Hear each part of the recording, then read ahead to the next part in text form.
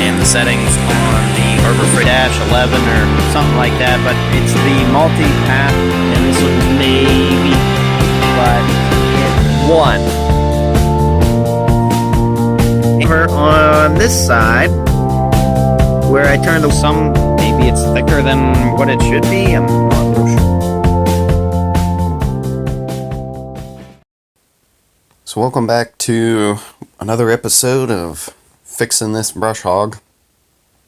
I think this is either part 3 or part 4. Pretty sure it's part 4.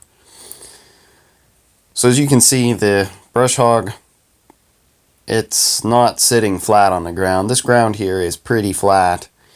It slopes off to the right a little bit, but since I welded the brush hog upside down and I welded on the bottom of it, there was so much flex and stuff in the bottom of the brush hog, or in the brush hog itself, that I welded it basically in that position, which was crooked. Because whenever I was welding this, whenever it was flat, it was fine. There was really no warping or anything to speak of. So here I am going through and cutting some of the stuff I've put in. Just, I think I cut probably 2, 4, 6, probably 12 feet of this brush hog. And of course I didn't really want to have to do that, but you know, I want to get this thing to sit flat. And we plan on keeping this brush hog for a very long time, so every time I would go out to use it, 20, 30, 40 years from now, I'll be thinking to myself, oh gee, why didn't I take a little bit more time and try to get this thing as flat as possible? So that's exactly what I'm doing here. But I made the cuts, cleaned up some of the welds, and there's always at least one person that is complaining about my welding skills or the machine I have, or I should be doing it this way, that way, the other way, my way. And sure, the welds aren't perfect, but they're good enough. Once I got the machine dialed in here, it's about the best that I can do with what I have. Here I am getting some more weld beads in here rather than just tacking it up. Trying to get things to lay flat and then see how things go so they're not... Basically, I don't want to get this thing fully welded and then have it still bent. I got some new welding wire in this machine. It's that E71 T-11 or something like that, but it's the multi-pass welding wire. And I've been having a lot of cold roll all in here. There's, it's not tying in great. This one here was tying in better. And this one's maybe a little better. But on some of these, such as that one, lots of cold roll there. And it's just, it's not sinking into the steel very much. But of course I've had to do a lot of cutting here. I had to cut the whole way here, around, back, and the same thing up front, and some of the gearbox on each side. And we've got the backhoe bucket here, and the 8N over there, keeping things flat. And I'm hoping this is going to work. But anyways, getting back to the welding wire, it's the welding wire I got that was shipped to me. This is still flux core. You can see all the flux that's on the around the weld there and on it. But the wire seems to be a lot thicker than the original welding wire that I had. And I don't really know, I don't know why it was like that, but there's more metal there that the machine has to melt.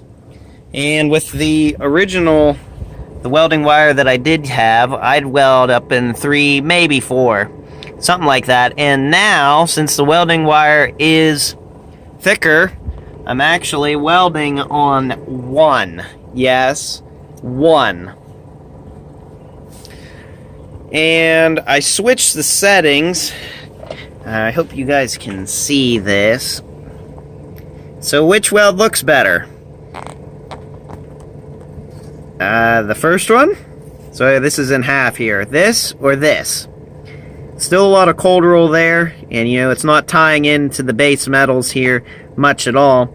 However, on this side, where I turn the wire feed speed down to 1, and yes, you heard me, 1, they say for the steel that's on this, which is, this is probably approaching 3/16 of an inch thick, you're supposed to have it on max out, and I don't know if they sent me the wrong welding wire. Maybe it's thicker than what it should be. I'm not real sure. But I'm going to run this thing on 1 probably from here on out. And like even this spot here, this is probably the worst weld of them all. Lots of cold roll, and it just does not look good whatsoever. So I think I'm going to get back to welding here, and we'll go from there.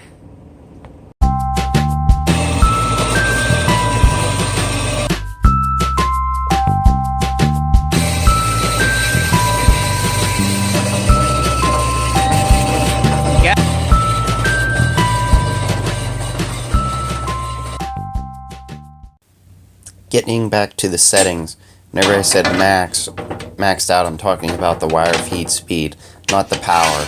Power setting should be on maximum, but wire feed is on 1.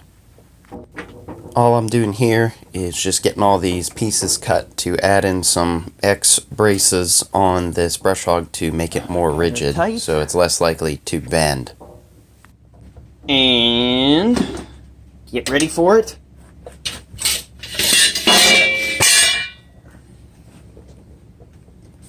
Contact.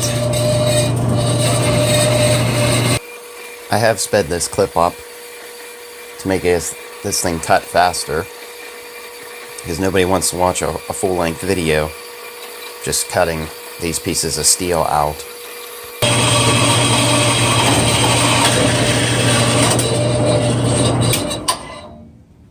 Got it.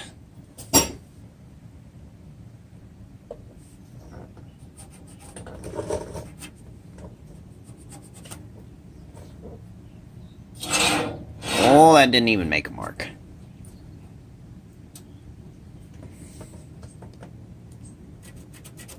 Gotta press a little harder.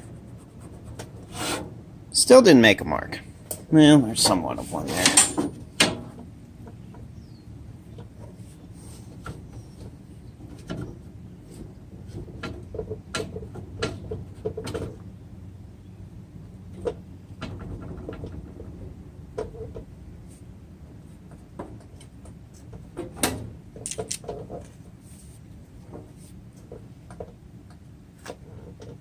Contact.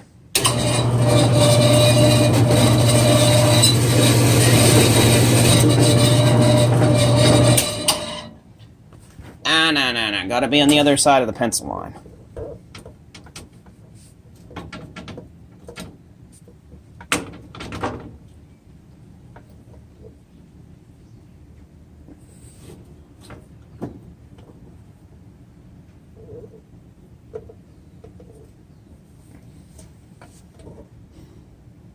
Not too bad.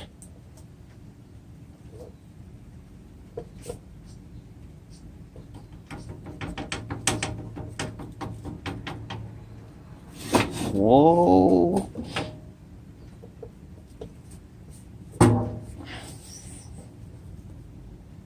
Ah, that's better.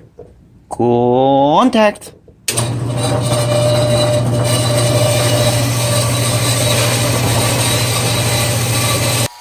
If anyone is thinking about getting a metal cutting bandsaw, they are well worth the money. It cuts straight and accurate every time. Got it!